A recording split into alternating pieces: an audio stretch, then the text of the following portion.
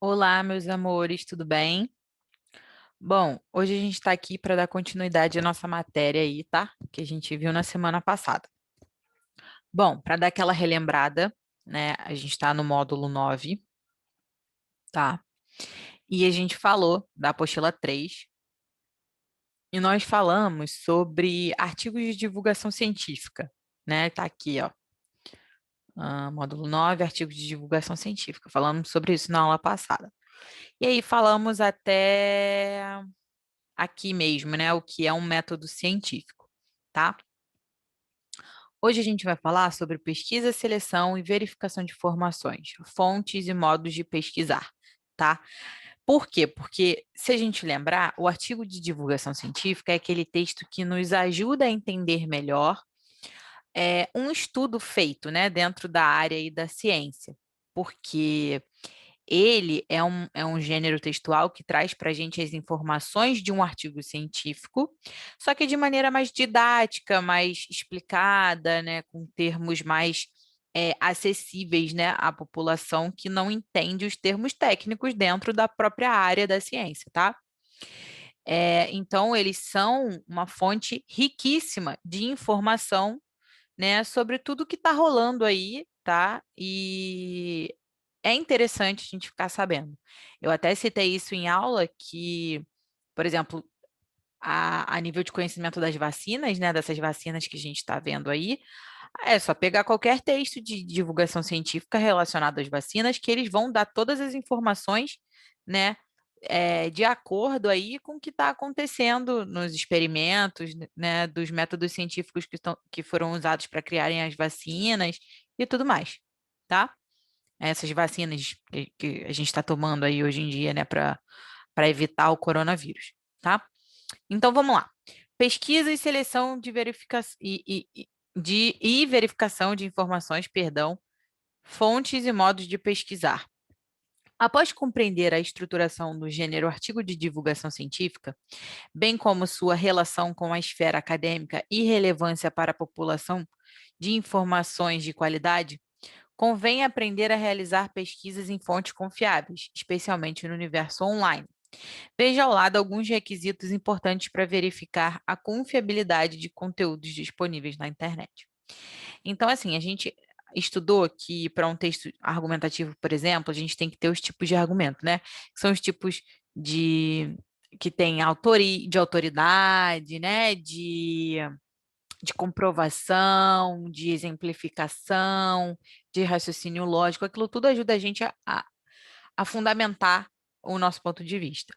Aqui a gente vai ver uns exemplos de informações, né, que vão nos ajudar a ver a confiabilidade das informações, tá? Que vão nos dizer se elas são confiáveis, se elas vêm de fontes confiáveis e assim por diante, para que a nossa informação ela não se baseie em ideias mentirosas, né? Coisas que não aconteceram, tá? Então, olha lá, a gente tem aí, né, a autoria. A pessoa responsável pela publicação foi apresentada? Qual é a sua formação? Em que lugares já trabalhou? O tema sobre o qual escreve tem relação com a sua área de formação? É muito importante buscar essas respostas durante uma pesquisa de conteúdo, para saber se o autor do artigo está apto a abordar o assunto com propriedade. Então, assim, com essas informações, a gente vê se a pessoa que está falando, né, que está ali sendo usada como especialista ou alguma coisa do tipo, seja alguém que realmente conhece do assunto, né, gente? Porque não adianta você pegar, sei lá, um médico e pedir para ele avaliar vinhos. Quem avalia vinho é o sommelier, né? Então, assim, cada um na sua área específica e cada um sabe de si, né? E do que estuda. Então, a gente tem que ver se está tudo correspondendo certinho, tá? Como exemplo, leia algumas informações sobre Eduardo Gerac, autor do artigo Um Cheiro, uma Resposta que você leu anteriormente.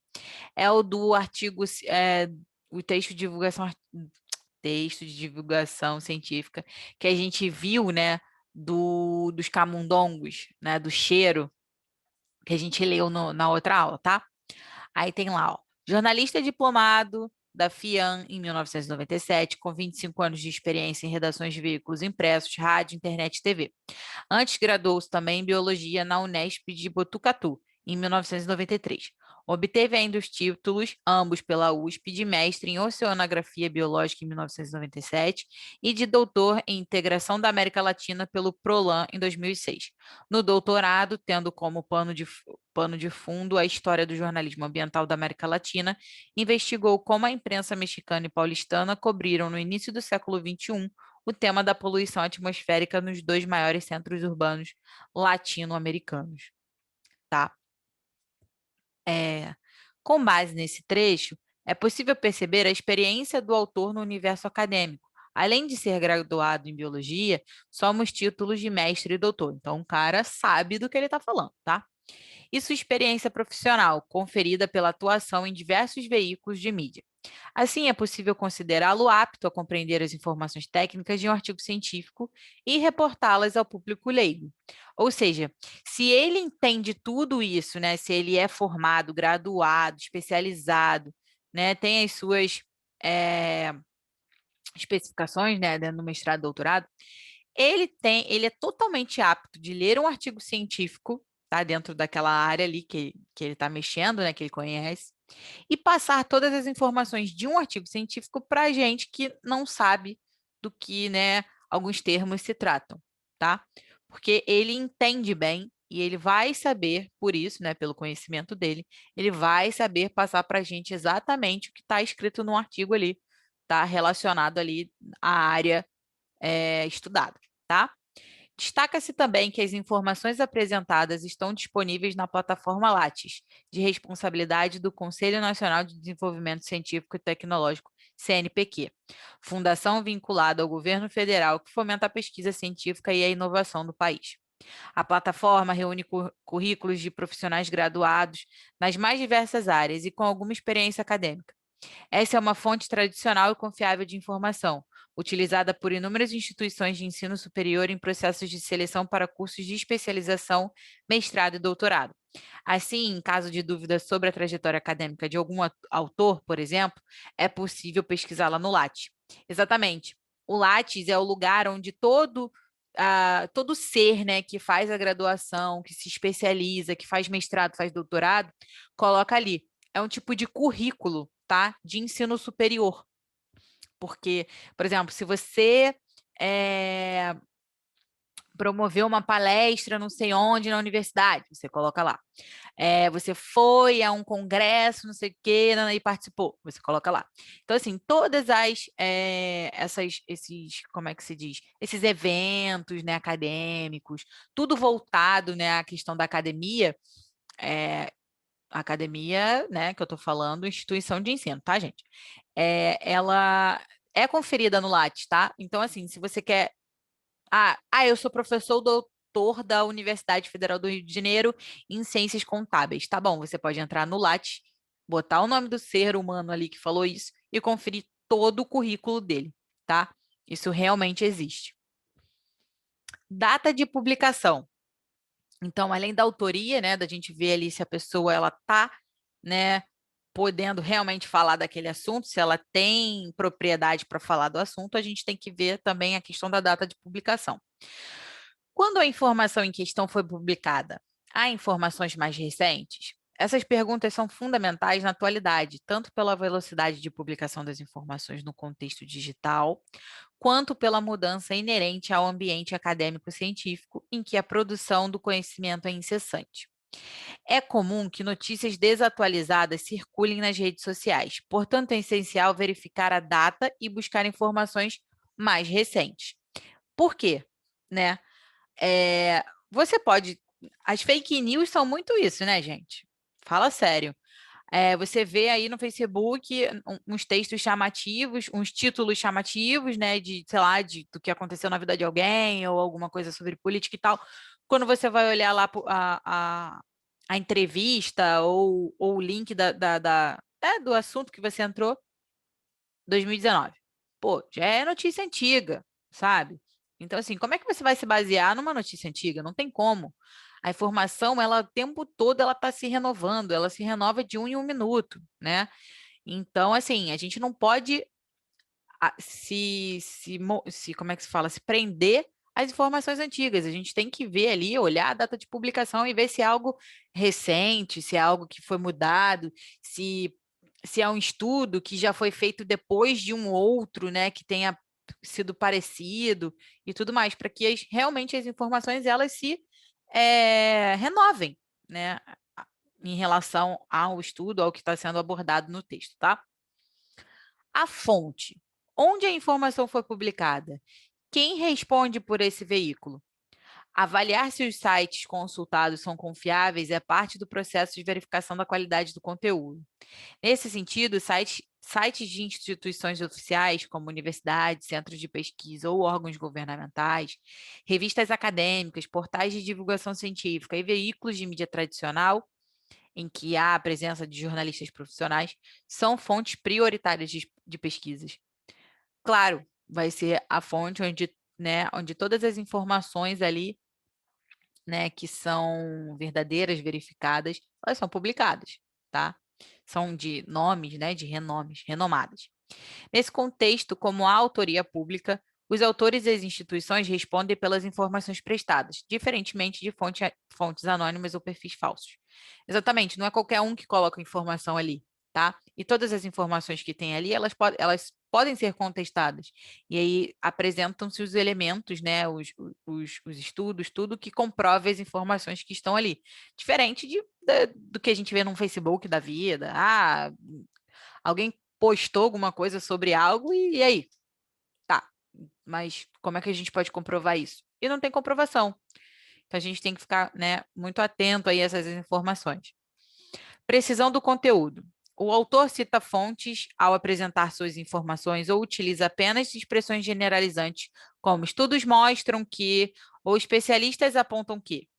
Conforme vimos no artigo Um Cheiro, uma Resposta, o jornalista menciona o estudo sobre o qual escreve ao longo do texto e, ao final, referencia a publicação original em inglês. Essas informações dão credibilidade ao conteúdo publicado, pois permitem questionamentos entre os estudiosos e diálogo fundamentado em informações públicas, características que impulsionam a construção coletiva do conhecimento. Isso aqui, gente, é muito importante, tá? Porque agora, né, falando de redação Enem, quando vocês citam, né, na redação de vocês, assim, estudos mostram que 10% da população é obesa. O que está mais aqui? Especialistas dizem que dormir mexendo no telefone faz mal. Essas informações que vocês usam para poder fundamentar aí a opinião, né, a argumentação de vocês, elas não têm credibilidade nenhuma, porque vocês não apresentam a fonte, não apresentam quem falou, sabe? Não dizem, né, quem foi a pessoa, né, qual foi o estudioso, né, se a pessoa... E aí, conforme você fala que é um estudioso, se for um filósofo, a gente sabe que tem propriedades, né, para falar dos assuntos e tal, de ter a sua fala ali. Então, assim, quando você não cita essas informações, cara, seu texto não tem credibilidade nenhuma, tá? Então, não achem que vai ter, porque não vai ter. Então, é sempre bom colocar tudo bem explicado. Então, quando você pega um texto de divulgação científica e tem lá, estudos mostram, especialistas dizem, cara, tem que dizer quem são os especialistas, tem que dizer quais estudos foram. Foram estudos de que universidade, de que ano, tá? Ter todas as informações é muito importante, tá? E basicamente é isso. Então, a gente tem que saber a autoria, né, de quem fez aí o texto de divulgação científica, a data de publicação, a fonte usada, né, tanto do artigo científico em si, quanto daquele texto, e a precisão do conteúdo dele, tá? E aí, dentro desse inteirinho, a gente vai para a questão das checagens de informação. Se a gente está o tempo todo vendo se as informações são verdadeiras, a gente vai querer saber, né, checar essas informações. Para verificar a confiabilidade de informações, além de seguir os procedimentos já descritos, pode-se consultar plataformas de verificação, que utilizam procedimentos de fact-checking, checagem de fatos. É possível também enviar para estes sites publicações suspeitas, a fim de que jornalistas profissionais analisem a veracidade ou não dos conteúdos. Um exemplo é a agência Lupa, considerada a primeira agência desse tipo no Brasil. Após a investigação dos conteúdos, os dados são classificados com etiquetas como verdadeiro, contraditório, falso, insustentável, entre outros. Veja na sequência um exemplo de uma verificação feita por essa agência após a identificação indicação de leitores. Né? Então, assim, se você viu alguma informação que parece ser falsa, você pode mandar para essa agência e ela vai confirmar tudo direitinho, né? Vai fazer essa pesquisa aí todinha. Verificamos. É falso que máscara aumenta a taxa de dióxido de carbono no cérebro e altera a flora oral. Por Jéssica de Almeida, da Lupa, né, da agência Lupa. Circula pelas redes sociais um vídeo em que um homem que se apresenta como médico associa o uso de máscaras a uma série de complicações, como aumento da taxa de CO2 no cérebro, alteração da flora bucal, desenvolvimento de desbiose intestinal. No vídeo, ele ainda diz que Covid-19 é o mesmo que gripe. Por WhatsApp, leitores da Lupa sugeriram que esse conteúdo fosse analisado. Confira a seguir o trabalho de verificação da Lupa. Ela, a máscara, aumenta em 3% a taxa de CO2 cerebral. Trecho de vídeo que circula no WhatsApp. E aí, né, beleza, a gente viu que a Lupa foi procurar, né, saber sobre essa informação aqui, tá? Que alguns leitores mandaram para ela e eles foram verificar. A informação analisada pela Lupa é falsa. Um estudo da Universidade de Miami, nos Estados Unidos, publicado no jornal científico Annals of the American vocês sabem muito melhor do que eu ler isso aqui, comprovou que não há retenção de CO2 causada pelo uso da máscara. Ou seja, eles foram atrás de informações de um estudo feito por uma universidade de Miami, então não foi qualquer um, não foi em qualquer lugar, não foi em qualquer instituição, não foi em qualquer lugar, tá? Que a gente sabe que é um país de primeiro mundo, publicado num local onde as informações são verdadeiras, né, são verificadas, então a gente pode dizer que essas informações são verdadeiras, o que contradizem o que foi dito nas redes sociais, tá? O texto da agência Lupa seleciona as informações apresentadas no vídeo e apresenta referências que comprovam os equívocos.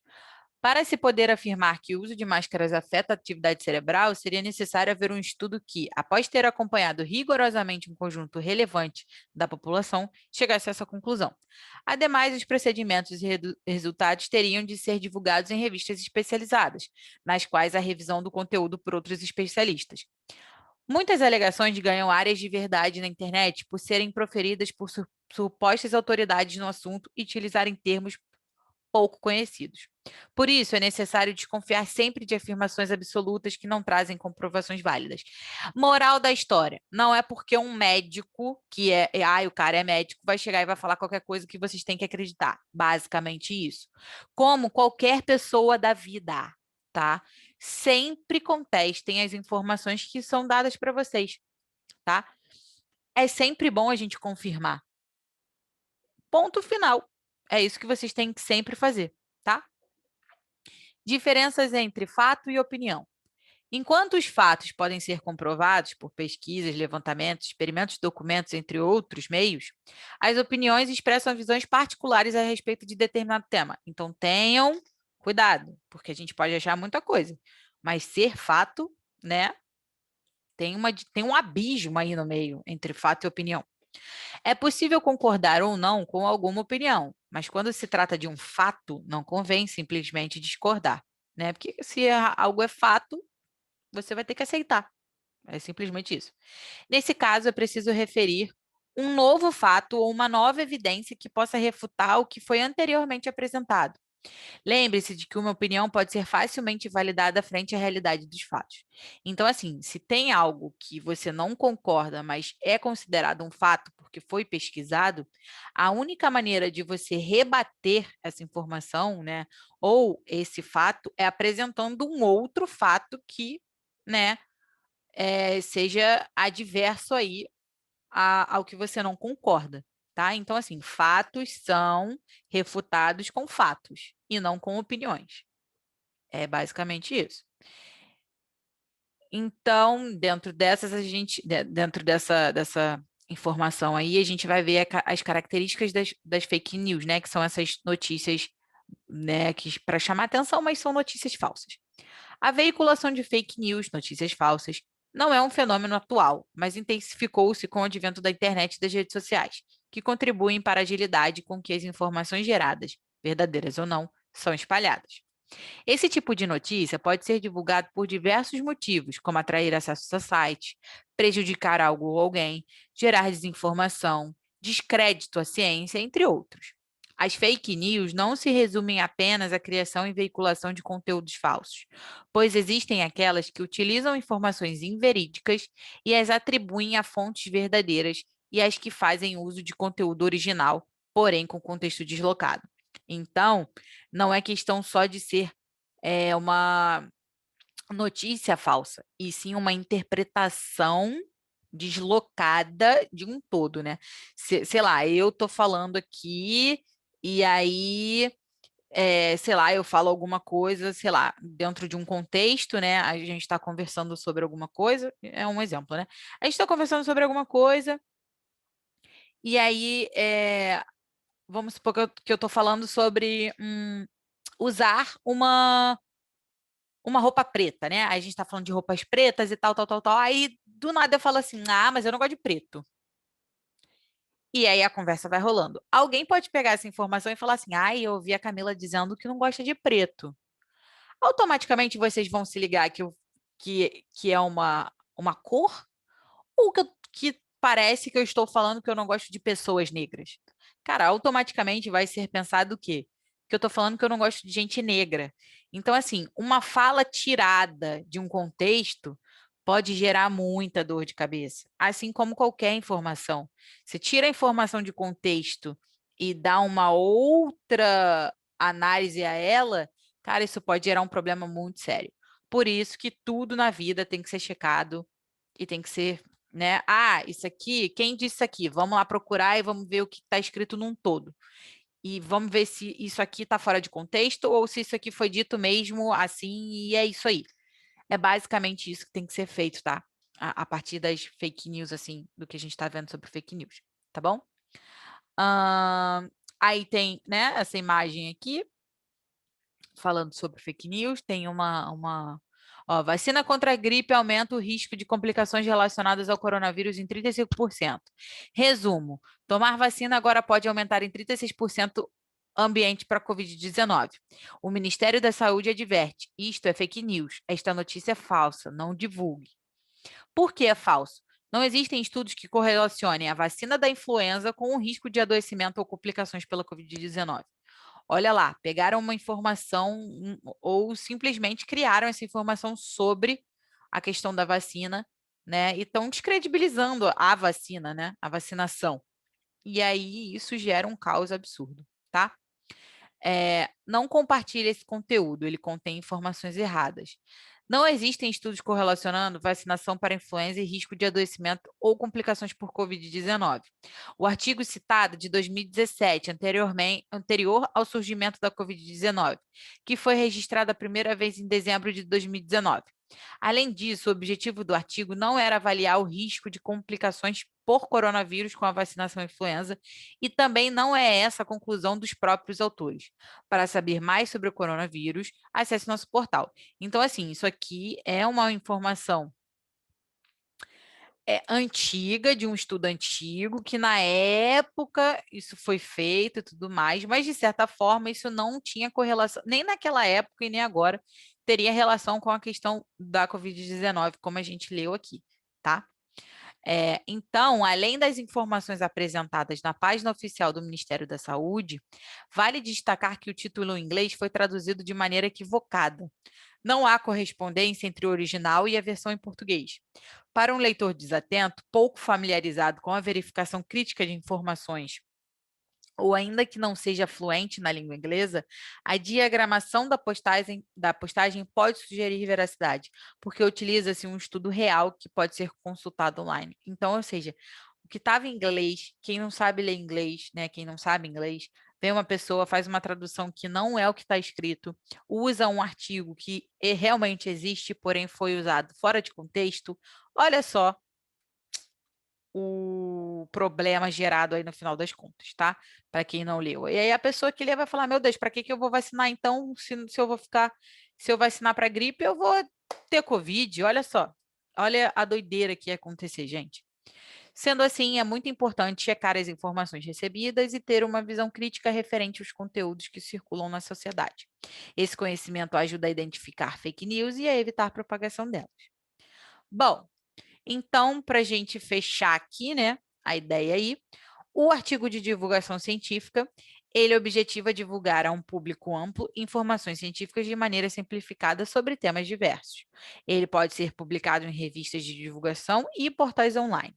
A linguagem utilizada mescla termos técnicos com explicações didáticas e fáceis de serem aprendidas pelo leitor leigo.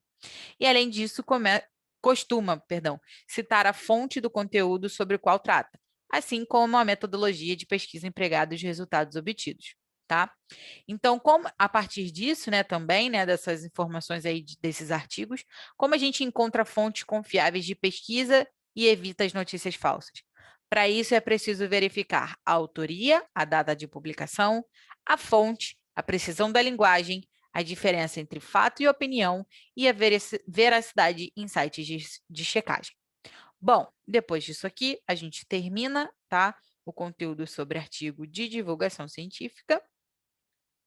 E na próxima aula a gente, né, dá continuidade aí ao conteúdo da apostila 3. Tudo bem? Fiquem bem, beijinhos, até a próxima.